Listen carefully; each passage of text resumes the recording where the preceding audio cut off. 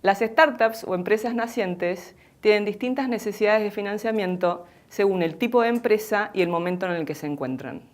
Si nos detenemos a analizar la vida de una startup en función de sus ventas y lo analizamos en un gráfico XY, en el que el eje X es el tiempo y el eje Y el dinero, observamos que en sus inicios los startups no generan ingresos por ventas.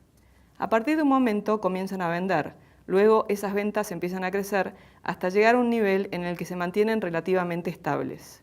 A pesar de no generar ingreso, las startups sí incurren en gastos. Por ejemplo, pagan sueldos y o alquilan una oficina. Por este motivo, si analizamos la evolución de la ganancia neta, observamos que es negativa hasta que llegan a un punto de equilibrio. A partir de este punto, en general, la ganancia neta sigue una evolución positiva, que podrá ser similar a la de los ingresos, aunque esto varía significativamente por industria. El desarrollo del proyecto también puede requerir inversiones de capital. Por este motivo, la línea de flujos de fondos, que se estima deduciendo de las ventas, los costos y gastos y las inversiones, está por debajo de la ganancia neta.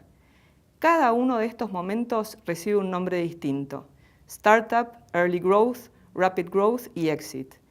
En general, cuando nos referimos a los tipos de financiamiento de las startups, abarcamos las etapas de Startup y Early y Rapid Growth. La línea de flujo de fondos es la que define la necesidad de capital que necesita una startup para desarrollarse. En cada etapa se utilizan fuentes de financiamiento distintas. En este cuadro podremos observar las distintas formas de financiamiento que se utilizan en cada una de ellas. Típicamente, el primero que financia una startup es el emprendedor mismo, ya sea dedicando tiempo y resignando un sueldo, o también a veces invirtiendo sus propios ahorros para desarrollar la idea. En segundo lugar, están las 3F, nombre que surge de las siglas en inglés, refiriéndose a los amigos, la familia y los tontos o fools, que se animan a invertir en una etapa tan inicial. ¿Por qué creen que son las personas más cercanas las que invierten a esta altura del proyecto?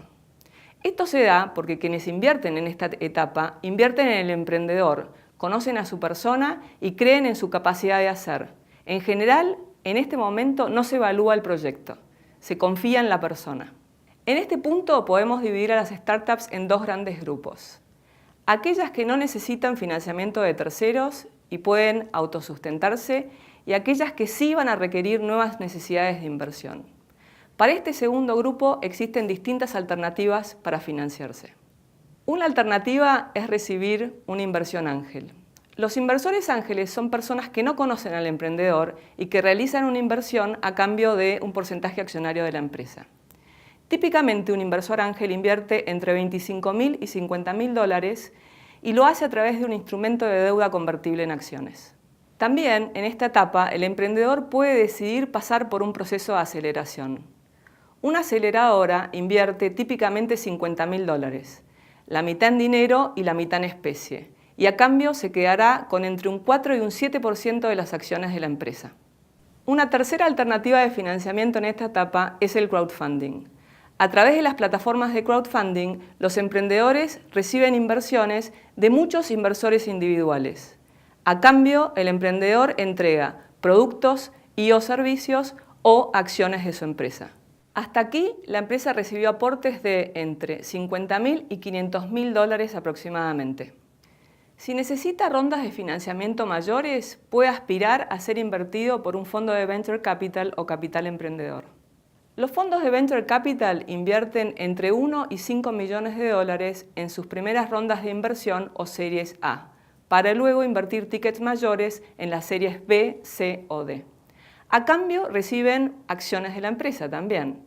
Típicamente, en una primera ronda de inversión, un fondo de Venture Capital recibe entre el 20 y el 40% de las acciones de la empresa. El gobierno también financia a las empresas en estos estadios tempranos. Por ejemplo, lo hace a través de préstamos no reembolsables o de deuda.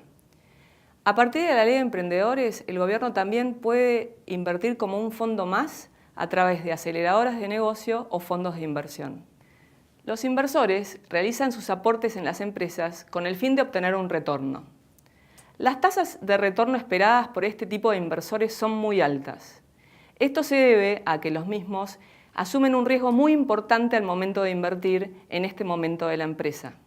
Por ejemplo, un inversor ángel buscará un retorno superior al 100% y sabe que tendrá esa inversión en cartera por entre 8 y 10 años. Una aceleradora o un fondo de venture capital exigirá un retorno del 70% y tendrá su inversión en cartera por aproximadamente 5 años. Hay una relación directa entre la tasa de retorno esperada y el nivel de riesgo que está asumiendo el inversor. Así, los bonos del Tesoro americano pagan una tasa de interés del 4%, siendo los activos de menor riesgo. Le siguen los retornos de las acciones públicas, luego las inversiones de private equity y por último inversiones de venture capital que exigen un 70% de tasa de retorno esperada. En el próximo capítulo entenderemos cómo este rendimiento esperado afecta la evaluación de las startups.